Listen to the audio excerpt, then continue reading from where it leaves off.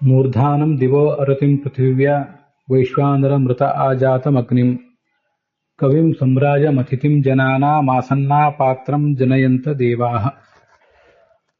ವೈಶ್ವಾನರಾಧಿಕರಣ 1ನೇ ಅಧ್ಯಾಯದ 2ನೇ ಪಾದದ್ದು ಅಂತಿಮಾಧಿಕರಣ. ಅದರಲ್ಲಿ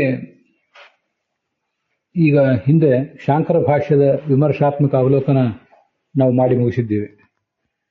ಈಗ ರಾಮಾನುಜ ಭಾಷ್ಯದ ಅವಲೋಕನ ನಡಿಬೇಕಾಗಿದೆ. ಮೊದಲನೇದು ವೈಶ್ವಾನರ ಸಾಧಾರಣ ಶಬ್ದ ವಿಶೇಷಾತ್ಮಕ ಸೂತ್ರ. ಜಾಠರಾಗ್ನಿ, ಭೂತಾಗ್ನಿ, ಹಾಗೆ ಅಗ್ನಿ ಎಂಬ ದೇವತೆ ಮತ್ತು ಪರಬ್ರಹ್ಮ, ಈ ನಾಲ್ವರಲ್ಲಿ ಕೂಡ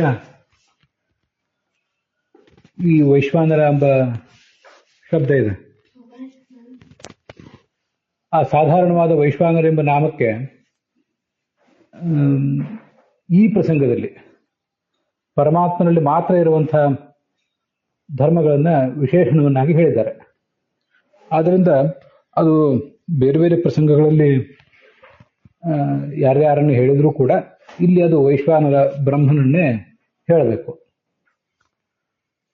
5 ಜನ ಶಿಷ್ಯರು ಆ ವೈಶ್ವಾನರ ವಿದ್ಯೆಯನ್ನ ಬಲ್ಲವರು ಅಂತ ಉದ್ದಾಲಕರ ಬಳಿಗೆ ಬಂದರು, ಉಪದೇಶಿಸ್ರಿ ಅಂತ. ಆದರೆ ಅವರು ಅದನ್ನ ತಾವು ಸ್ವಲ್ಪ ಸ್ವಲ್ಪ ತಿಳಿದಿದ್ದೀವಿ, ಅದನ್ನು ಚೆನ್ನಾಗಿ ತಿಳಿದವನು ಕೇಕಯ ರಾಜ ಅಶ್ವಪತಿ, ಅವನ ಬಳಿಗೆ ಹೋಗೋಣ ಅಂತ ಕರ್ಕೊಂಡು ಹೋದ್ರು. ಅವರೆಲ್ಲರೂ ಕೋನ ಆತ್ಮ ಕಿಂ ತದ್ ಬ್ರಹ್ಮ ಅಂತ ಬ್ರಹ್ಮನ ಕುರಿತಾಗಿ ಪ್ರಶ್ನೆ ಮಾಡಿದ್ರು.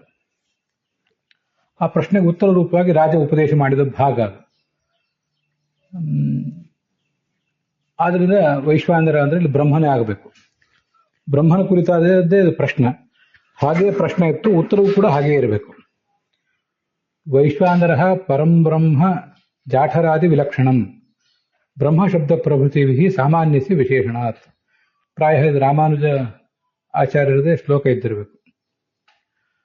ವೈಶ್ವಾನರ ಅಂದ್ರೆ ಪರಂಬ್ರಹ್ಮನೇ, ಅದು ಜಾಠರ ಅಗ್ನಿ, ಭೂತಾಗ್ನಿ ಮತ್ತು ದೇವತೆಗಳಿಗಿಂತ ವಿಲಕ್ಷಣ. ಯಾಕೆಂದ್ರೆ ಸಾಮಾನ್ಯಸ್ಯ ಎಲ್ಲರಲ್ಲೂ ಸಾಮಾನ್ಯವಾಗಿರುವಂಥ, ಇವರೆಲ್ಲರನ್ನೂ ಸಾಮಾನ್ಯವಾಗಿ ಹೇಳ್ತಕ್ಕಂಥ ವೈಶ್ವಾನರ ಎಂಬ ಈ ಶಬ್ದಕ್ಕೆ ಬ್ರಹ್ಮ ಮೊದಲಾದ ಶಬ್ದಗಳಿಂದ ವಿಶೇಷಣ ಕೊಟ್ಟಿದ್ದಾರೆ. ಬ್ರಹ್ಮ, ಆತ್ಮ ಮೊದಲಾದ ಶಬ್ದಗಳಿಂದ, ಈ ಕಾರಣದಿಂದ ಅಂತ ಅರ್ಥ. ಸ್ಮರ್ಯಮಾಣ ಮನುಮಾನಂ ಸ್ಯಾತ್ ಮುಂದಿನ ಸೂತ್ರ. ದ್ಯುಲೋಕದಿಂದ ಪೃಥ್ವಿ ಲೋಕದ ಪರ್ಯಂತವಾಗಿ ಎಲ್ಲಾ ಲೋಕಗಳನ್ನು ಆ ಭಗವಂತನ ಅವಯವಗಳು ಅಂತ ನಿರೂಪಿಸಿದ್ದಾರೆ. ಇಂಥ ಅವಯವಗಳೆಲ್ಲ ಬ್ರಹ್ಮನಿಗೆ ಇವೆ ಅಂತ ಅಗ್ನಿರ್ಮೂರ್ಧ ಅಂತ ಹೀಗೆಲ್ಲ ಚಕ್ಷುರ್ ವಿಶ್ವರೂಪಂ ಹೀಗೆಲ್ಲ ಶ್ರುತಿಗಳು ಪ್ರತಿಪಾದನೆ ಮಾಡ್ತವೆ. ಅದೇ ರೂಪಗಳನ್ನ ವೈಶ್ವಾನರನಿಗೆ ಇಲ್ಲಿ ಈ ಛಾಂದೋಗ್ಯದಲ್ಲಿ ಉಲ್ಲೇಖಿಸಿದ್ದಾರೆ. ಸ್ಮರ್ಯಮಾನಂ ಅಂದ್ರೆ ಪ್ರತ್ಯಭಿಜ್ಞಾಯಮಾನಂ ಅಂತ ಅರ್ಥ ಹೇಳಿದ್ದಾರೆ. ನಾವು ಸ್ಮರ್ಯಮಾನಂ ಅಂದ್ರೆ ಸ್ಮೃತಿಯಲ್ಲಿ, ಭಗವದ್ಗೀತಾ ಎಂಬ ಸ್ಮೃತಿಯಲ್ಲಿ ಸ್ಮರಿಸಲ್ಪಟ್ಟದ್ದು ಅಂತ ಅರ್ಥ ಹೇಳಿದ್ವಿ. ಇವರು ಸ್ಮರ್ಯಮಾನ ಪ್ರತ್ಯಭಿಜ್ಞಾಯಮಾನಂ, ಇದು ನೆನಪಿಸಿಕೊಳ್ಳಲ್ಪಡುವಂಥದ್ದು, ವೇದಾದಿಗಳಲ್ಲಿ ನೆನಪಿಸಿಕೊಳ್ಳಲ್ಪಡುವಂಥದ್ದು ಅಂತ ಹೀಗೆ ಅರ್ಥ ಹೇಳಿದ್ದಾರೆ. ಅದರಲ್ಲೂ ಅವರು ಪ್ರತ್ಯಭಿಜ್ಞಾ ಅಂತ ಹೇಳಿದ್ದಾರೆ. ಪ್ರತ್ಯಭಿಜ್ಞಾ ಅಂದ್ರೆ ಕೇವಲ ನೆನಪಲ್ಲ. ಪ್ರತ್ಯಭಿಜ್ಞಾ ಅಂದ್ರೆ ಹಿಂದಿನ ಒಂದು ಅನುಭವ ಏನಿದೆ, ಆ ಅನುಭವದಿಂದ ಬಂದ ಸಂಸ್ಕಾರ ಏನಿದೆ, ಆ ಸಂಸ್ಕಾರ ಮತ್ತು ಈಗಿನ ಎದುರಿಗಿನ ವಸ್ತುವಿಗೂ ಮತ್ತೆ ಇಂದ್ರಿಯಕ್ಕೂ ಆಗ್ತಕ್ಕಂಥ ಸನ್ನಿಕರ್ಷ, ಇದನ್ನು ಪ್ರತ್ಯಭಿಜ್ಞಾ ಅಂತ ಹೇಳೋದು. ಜ್ಞಾನಗಳು ಒಟ್ಟು 3 ಥರ. ಒಂದು ಫ್ರೆಶ್ ಜ್ಞಾನ, ಅನುಭವ.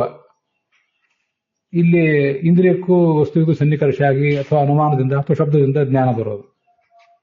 ಮುಂದೆ ಸ್ಮರಣ ಅಂದ್ರೆ ನಾವೀಗ ಎದುರುಗಡೆ ನೋಡ್ತಾ ಇಲ್ಲ, ಹಿಂದೆಂದೋ ನೋಡಿದ್ದೇವೆ, ನೋಡಿದ ವ್ಯಕ್ತಿಯನ್ನ ಸ್ಮರಿಸುವುದು, ಇದು ಸ್ಮರಣ.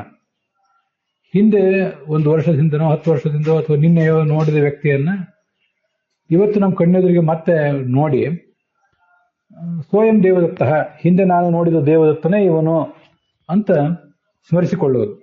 ಇಲ್ಲಿ 2 ಸಂಗತಿಗಳಿವೆ. ಸಂಸ್ಕಾರವೂ ಇದೆ, ಹಿಂದೆ ನೋಡಿದ ಜ್ಞಾನದ ಸಂಸ್ಕಾರವೂ ಇದೆ, ಸನ್ನಿಕರ್ಷವೂ ಇದೆ, ಕಣ್ಣಿಗಾತ ಎದುರುಗಡೆ ಕಾಣಿಸ್ತಿದ್ದಾನೆ. ಇದು ಸಂಸ್ಕಾರ ಸನ್ನಿಕರ್ಷಾಭ್ಯಾಂ ಜಾಯಮಾನಂ ಜ್ಞಾನಂ ಪ್ರತ್ಯಭಿಜ್ಞಾ. ಆ ಪ್ರತ್ಯಭಿಜ್ಞಾವನ್ನೇ ಇಲ್ಲಿ ಹೇಳಿರುವ ಸಾಧ್ಯತೆ ಇದೆ ರಾಮಾನುಜರು. ಅದ್ರ ಬಗ್ಗೆ ಹೆಚ್ಚಿನ ವಿಷಯಗಳನ್ನು ಅಲ್ಲೇ ಗಮನಿಸಬೇಕಾಗ್ತದೆ. ಅಗ್ನಿರ್ಮೂರ್ಧೇತಿ ಯದ್ರೂಪಂ ಬ್ರಹ್ಮಣಃ ಅನ್ಯಶ್ರುತೌ ಸ್ಮೃತಂ. ಅಗ್ನಿರ್ಮೂರ್ಧ ಅಂತ ಇದೊಂದು ವೇದವಾಕ್ಯ. ಈ ಒಂದು ಭಗವಂತನ ಒಂದು ರೂಪ, ಯಾವ ರೂಪ ಅದು ಬ್ರಹ್ಮನ ರೂಪ, ಬೇರೊಂದು ಶ್ರುತಿಯಲ್ಲಿ ಸ್ಮರಿಸಲ್ಪಟ್ಟಿದೆ. ವೈಶ್ವಾನರ ಪರಬ್ರಹ್ಮ ತದ್ರೂಪ ಸ್ಮರಣಾದಿಹ. ಈ ಚಾಂದೋಗ್ಯ ಉಪನಿಷತ್ತಿನಲ್ಲೂ ಕೂಡ ತದ್ರೂಪ ಸ್ಮರಣಾತ್, ಅದೇ ರೂಪವನ್ನು ಸ್ಮರಿಸಿರುವುದರಿಂದ ವೈಶ್ವಾನರನೇ ಪರಬ್ರಹ್ಮ ಆಗಿದ್ದಾನೆ. ಮತ್ತೆ ಶಬ್ದಾದಿಭ್ಯ ಅಂತ ಪ್ರತಿಷ್ಠಾನಾತ್ ಅಂತ ಮುಂದಿನ ಸೂತ್ರ.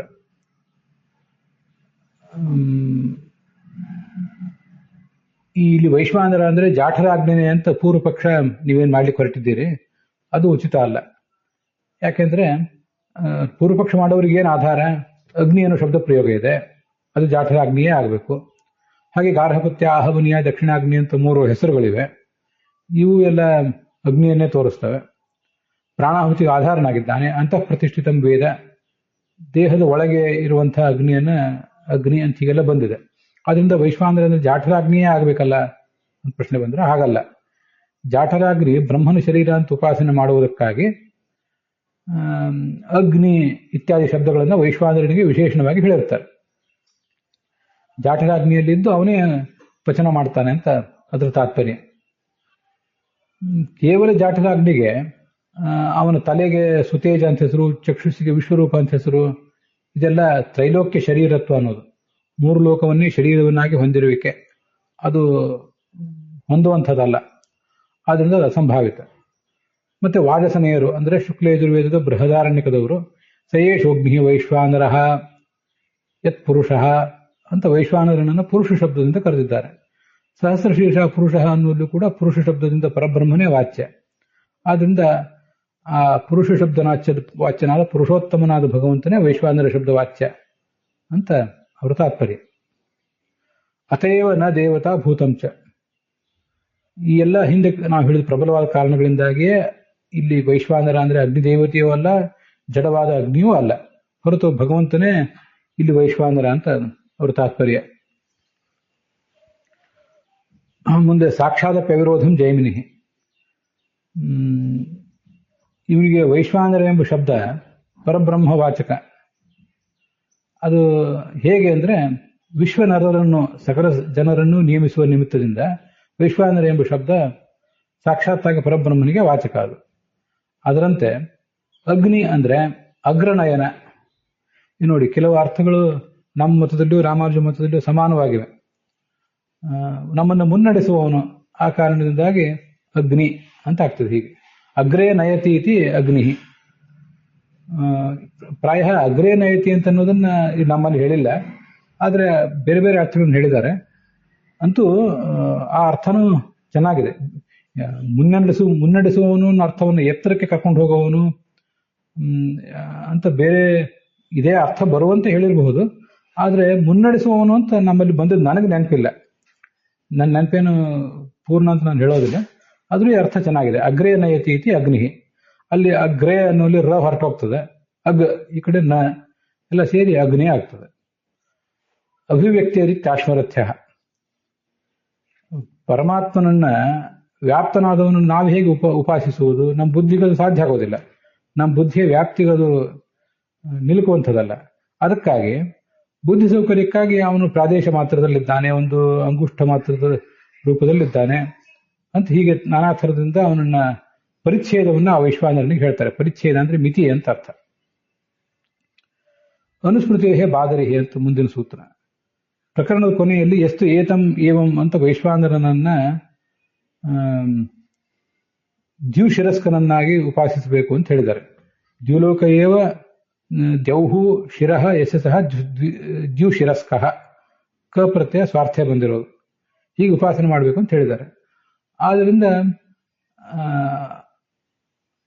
ಈ ಪ್ರಕರಣದಲ್ಲಿ ಅವನಿಗೆ, ಒಬ್ಬ ಪುರುಷನಿಗೆ ಹೇಗೆ ಅಂಗಾಂಗಗಳಿರ್ತಾವೋ ಹಾಗೆ ಅವನಿಗೂ ಅಂಗಾಂಗಗಳಿರ್ತವೆ ಅಂತ ಬಾದರಿಗಳು ಹೇಳಿದ್ದಾರೆ. ಇದು ಬಾದರಿ ಅನ್ನುವರ ಮತ. ಮುಂದೆ ಸಂಪತ್ತಿಯ ರೀತಿ ಜೈಮಿನಿ ತಥಾಹಿ ದರ್ಶಯತಿ. ವೈಶ್ವಾನರನ ವಿವಿಧ ಅಂಗಗಳಿವೆ ಅಲ್ಲ, ಅವೆಲ್ಲ ಯಜ್ಞದ ಬೇರೆ ಬೇರೆ ಅಂಗಗಳು ಅಂತ ಹೇಳ್ತಾರೆ. ಅದು ಹೇಗೆ ಅಂದ್ರೆ ಅವನ ಎದೆ ಅನ್ನೋದು ಯಜ್ಞ ವೇದಿಕೆ ಮುಂತಾಗಿ ಹೀಗೆಲ್ಲ ವರ್ಣನೆ ಮಾಡಿದ್ದಾರೆ. ಅದರಿಂದ ನಾವು ನಿತ್ಯ ಮಾಡುವ ಪ್ರಾಣಾಗ್ನಿಹೋತ್ರ ಈ ಥರ ಸಂಪತ್ತೇಹೆ ಅದು ಸಫಲ ಆಗ್ತದೆ ಅಂತ, ಸಂಪತ್ತೇಹೆ ಅನ್ನೋದಕ್ಕೆ ಸಫಲ ಅಂತ ಅವ್ರು ಹೀಗೆ ಅರ್ಥ ಮಾಡುವುದು ಕಾರಣ ಆಗಿದೆ. ಹೀಗೆ ನಾವು ಪ್ರಾಣಾಗ್ನಿಹೋತ್ರ ಮೊದಲಾದ ಕ್ರಿಯೆಗಳನ್ನೇನು ಮಾಡ್ತೀವಿ ಅದು ಸಫಲ ಆಗುವುದರಿಂದ ಈ ತರ ವರ್ಣನೆ ಮಾಡಿದರೆ, ಸಫಲ ಆಗ್ಲಿಕ್ಕಾಗಿ. ಶ್ರುತಿಯು ಹಾಗೆ ಹೇಳಿದೆ ನೋಡಿ, ಸಫಲ ಆಗ್ಲಿಕ್ಕಾಗಿ ಅನ್ನೋದೆಲ್ಲ ನನ್ನ ವಿವರಣೆ ಅಷ್ಟೇ. ನಾವೇನು ಮೂಲ ರಾಮಾನುಜ ಭಾಷೆಯ ವಾಕ್ಯಗಳನ್ನು ನೋಡ್ತಾ ಇಲ್ಲ, ಸಾಮಾನ್ಯವಾಗಿ ಒಂದು ನಾನನ್ನು ಅರ್ಥ ಮಾಡಿಕೊಂಡಂತೆ ಅನುವಾದಿಸಿದ್ದೇನೆ. ಶ್ರುತಿಯು ಹಾಗೆ ಹೇಳಿದೆ, ಸಯ ಇದಂ ವಿದ್ವಾನ್ ಅಗ್ನಿಹೋತ್ರಂ ಜುಹೋತಿ ಯಥಾ ಅಂಗಾರಾನ್ ಅಪೋಹ್ಯ ಅಗ್ನಿಹೋತ್ರಂ ಜುಹುಯಾತ್ ತಾದೃಕ್ ತತ್ ಸ್ಯಾತ್ ಅಥ ಏತದೇವಂ ವಿದ್ವಾನ್ ಅಗ್ನಿಹೋತ್ರಂ ಜುಹೋತಿ ತಸ್ಯ ಸರ್ವೇಷು ಲೋಕೇಶು ಸರ್ವೇಷು ಭೂತೇಷು ಸರ್ವೇಷು ಆತ್ಮಸು ಹುತಂ ಭವತಿ. ಇದನ್ನು ನಾನು ಛಾಂದೋಗ್ಯೋಪನಿಷತ್ನಲ್ಲಿ ಎಲ್ಲಿದೆ ಅಂತ ತೆಗೆದು ನೋಡಲಿಲ್ಲ, ಇದೇ ಪ್ರಕರಣವೇ, ಆದರೂ ಈ ಹಿಂದೆ ನಮ್ಮ ಭಾಷೆಯಲ್ಲಿ ನೋಡಿದ್ ಸಾಕು ಅಂತ ಬಿಟ್ಟಿದ್ದೇನೆ. ಹೀಗೆ ತಿಳಿದು ಅಗ್ನಿಹೋತ್ರವನ್ನು ಮಾಡುವವನು ಅವನು ಸಫಲ ಆಗ್ತದೆ. ಅವನ ಅಗ್ನಿಹೋತ್ರ ಸರ್ವ ಲೋಕಗಳಲ್ಲಿಯೂ ಸರ್ವಭೂತಗಳಲ್ಲಿಯೂ ಎಲ್ಲ ಆತ್ಮಗಳಲ್ಲಿಯೂ ಅವನು ಹೋಮ ಮಾಡಿದಂತ ಆಗ್ತದೆ. ಬರೀ ಮಾಡುವುದು ಯಾವುದೋ ಒಂದು ಅಗ್ನಿಕುಂಡದಲ್ಲಿ, ಆದರೆ ಮಾಡಿದ್ದು ಎಲ್ಲಾ ಕಡೆ ಮಾಡಿದಂತ ಆಗ್ತದೆ ಅಂತ ಹೀಗೆ ಬಂದಿದೆ. ಹೀಗೆ ಪ್ರಾಣಾಹುತಿ ಅಂತನ್ನೋದು ಅಗ್ನಿಹೋತ್ರ ಅಂತ ಆಗ್ಬೇಕಾದ್ರೆ ನಾವು ಊಟ ಮಾಡುವುದು ಒಂದು ಅಗ್ನಿಹೋತ್ರ ಅಂತ ಅನ್ಸ್ಕೋಬೇಕು. ಹಾಗಂತ ಅನ್ಸ್ಕೋಬೇಕಾದ್ರೆ ಅನಿಸಿಕೊಳ್ಳುವುದೇ ಸಂಪತ್ತಿ. ಅದಕ್ಕಾಗಿ ಯಜ್ಞಾಂಗಗಳ ಪರಿಕಲ್ಪನೆ.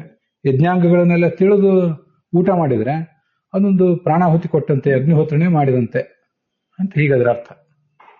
ಇದು ಸಂಪತ್ತಿ ಅನ್ನೋ ಶಬ್ದದ ಅರ್ಥ. ಆಮನಂತಿಚ ಏನಮಸ್ಮಿನ್,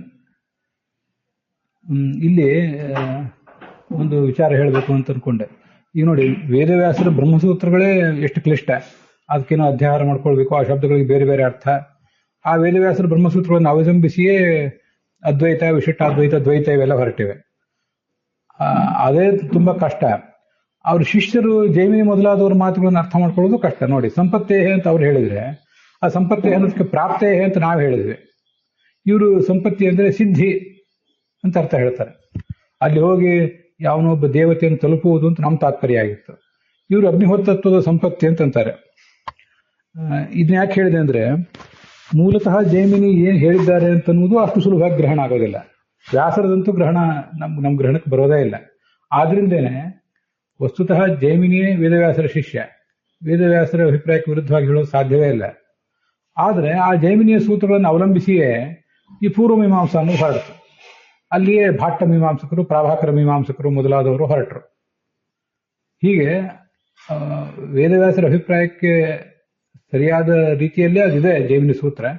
ಆದ್ರೆ ಅವನ ಅಭಿಪ್ರಾಯನೂ ಸರಿಯಾಗಿ ಅರ್ಥ ಆಗಲಿಲ್ಲ. ಆದ್ರಿಂದ ಅನೇಕ ಅಭಿಪ್ರಾಯಗಳು ಹೊರಟಿವೆ. ಇದನ್ನೆಲ್ಲ ನೋಡಿದ್ರೆ ಗೊತ್ತಾಗ್ತದೆ. ಆಮನಂತಿ ಚೈನಂ ಅಸ್ಮಿನ್, ಏನಂ ಈ ಪರಮಾತ್ಮನ ಅಸ್ಮಿನ್ ಈ ಉಪಾಸಕನ ದೇಹದಲ್ಲಿ ಆಮನಂತಿ ಪ್ರಾಣಾಹುತಿಗೆ ಆಧಾರ ಅಂತ ಛಂದೋಗರು, ಛಾಂದೋಗ್ಯ ಉಪನಿಷತ್ತಿನ ಅನುಯಾಯಿಗಳು, ಅದನ್ನು ಓದುವವರು ಹೇಳ್ತಾರೆ. ಈ ವೈಶ್ವಾನರನಿಗೆ ತ್ರಿಲೋಕಗಳು ಶರೀರ ಇದ್ದಂತೆ. ಅಂಥ ತ್ರಿಲೋಕ ಶರೀರನಾದ ಪರಬ್ರಹ್ಮನನ್ನ ತನ್ನ ಶರೀರದಲ್ಲಿ ಸನ್ನಿಹಿತನಾಗಿದ್ದಾನೆ ಅಂತ ಉಪಾಸಕ ತಿಳಿಯಬೇಕು. ತನ್ನ ತಲೆಯಲ್ಲಿ ಅವನ ತಲೆ, ತನ್ನ ಕಣ್ಣಿನಲ್ಲಿ ಅವನ ಕಣ್ಣು, ಹೀಗೆಲ್ಲ ಅಂಗಾಂಗಗಳನ್ನ ಚಿಂತನೆ ಮಾಡಬೇಕು. ಇವೆಲ್ಲ ಮತ್ತೆ ಎದೆ, ರೋಮ, ಹೃದಯ, ಮನಸ್ಸು, ಬಾಯಿ ಇವೆಲ್ಲ ಯಜ್ಞದ ಅಂಗಗಳು ಅಂತ ಉಪಾಸನೆ ಮಾಡಬೇಕು. ಎದೆ, ವೇದಿಕೆ, ಹೀಗೆಲ್ಲ ರೀತಿಯಿಂದ ಅದನ್ನು ಉಪಾಸನೆ ಮಾಡಬೇಕು. ಮೇಲೆ ಬಂತು ಸಂಪತ್ತಿಯ ರೀತಿಯನ್ನಲ್ಲಿ. ಹೀಗೆ ಉಪಾಸನೆ ಮಾಡಬೇಕಾದ್ರಿಂದ ಹೀಗೆ ಅನುಸಂಧಾನ ಮಾಡಿ ಪ್ರಾಣಾಹುತಿಯನ್ನ ಅಗ್ನಿಹೋತ್ರವನ್ನಾಗಿ ಪರಿಗಣಿಸಬೇಕು. ಮಾಡುವುದು ಊಟವೇ ಆದರೂ ಹೀಗದು ದಿವ್ಯತ್ವಕ್ಕೆ ಏರ್ತದೆ ಅಂತ ಅದರ ತಾತ್ಪರ್ಯ. ಚಂದ್ರಿಕಾದಲ್ಲಿ ಅದರ ವಿಮರ್ಶೆ ಚುಟುಕಾಗಿದ್ದಂತಿದೆ. ಅಭಿವ್ಯಕ್ತಿಯ ರೀತಿ ಅಶ್ಮರತ್ಯ ಇತ್ಯಾದಿ ಸೂತ್ರಗಳಿವೆಯಲ್ಲ, ಬೇರೆ ಬೇರೆ ಋಷಿಗಳ ಅಭಿಪ್ರಾಯವನ್ನ ಹೇಳಿ ಒಂದೇ ವಿಷಯದಲ್ಲಿ ಅವರ ಅಭಿಪ್ರಾಯಗಳನ್ನು ಸೂಚನೆ ಮಾಡಿದೆ. ಅಭಿಪ್ರಾಯ ಭೇದಗಳನ್ನ ನಾವು ಹಿಂದೆ ವ್ಯಾಖ್ಯಾನ ಮಾಡಿದ್ದೇವೆ. ವಿಷಯ ಒಂದೇ, ಅವರದನ್ನು ಪ್ರತಿಪಾದನೆ ಮಾಡುವ ರೀತಿ ಅಂತ. ಆದರೆ ರಾಮಾನುಜ ಭಾಷ್ಯದಂತೆ ಇವೆಲ್ಲ ಸೂತ್ರಗಳು ಕೂಡ ಒಂದೊಂದು ವಿಷಯವನ್ನ, ಒಂದಕ್ಕೊಂದು ಸಂಬಂಧ ಇಲ್ಲದೆ ಇರುವಂತಹ ವಿಷಯಗಳನ್ನ ಪ್ರತಿಪಾದನೆ ಮಾಡ್ತವೆ ಅಂತ ಕಾಣಿಸ್ತದೆ. ನಮ್ಮ ದೃಷ್ಟಿಯಲ್ಲಿ ವಿಷಯ ಒಂದೇ, ಅದನ್ನ ಪ್ರತಿಪಾದನೆ ಮಾಡುವ ರೀತಿ ಮಾತ್ರ ಬೇರೆ. ಆದರೆ ಇವರ ಅಭಿಪ್ರಾಯದಲ್ಲಿ ಒಂದೊಂದು ಸೂತ್ರಕ್ಕೆ ಒಂದೊಂದು ವಿಷಯ ಅಂತ ಹೀಗೆ ಅವರು ಹೇಳಿದಂತೆ ಕಾಣಿಸ್ತದೆ. ಆದ್ರಿಂದ ಜೈಮಿನಿ, ಆಶ್ಮರಥ್ಯ, ಬಾದರಿ ಇವರೆಲ್ಲ ಅದರ ವೇದವ್ಯಾಸರ ಮತಕ್ಕೆ ಅನುಗುಣವಾಗಿ ಏನನ್ನು ಗ್ರಹಿಸಿದ್ದಾರೆ ಅದನ್ನ ಈ ಉಳಿದ ಮತದವರು ವಿಶೇಷತಃ ರಾಮಾನುಜ ಮತದಲ್ಲಿ ಗ್ರಹಿಸಿದ್ದಾರಾ ಇಲ್ವಾ ಅನ್ನೋದ್ರ ಬಗ್ಗೆ ಇದನ್ನ ನೋಡಿದ್ರೆ ಸಂಶಯ ಬರ್ತದೆ. ನಮಗೆ ಗ್ರಹಿಸಿಲ್ಲ ಅಂತ ಕಾಣಿಸ್ತದೆ. ಆದ್ರಿಂದ ಇದು ಸ್ವರಸ ಅಲ್ಲ ಅಂತ ಅಭಿಪ್ರಾಯ. ಅಲ್ಲಿಗೆ ಇವತ್ತಿನ ಈ ಭಾಗ ಸಮಾಪ್ತ ಆಗಿದೆ.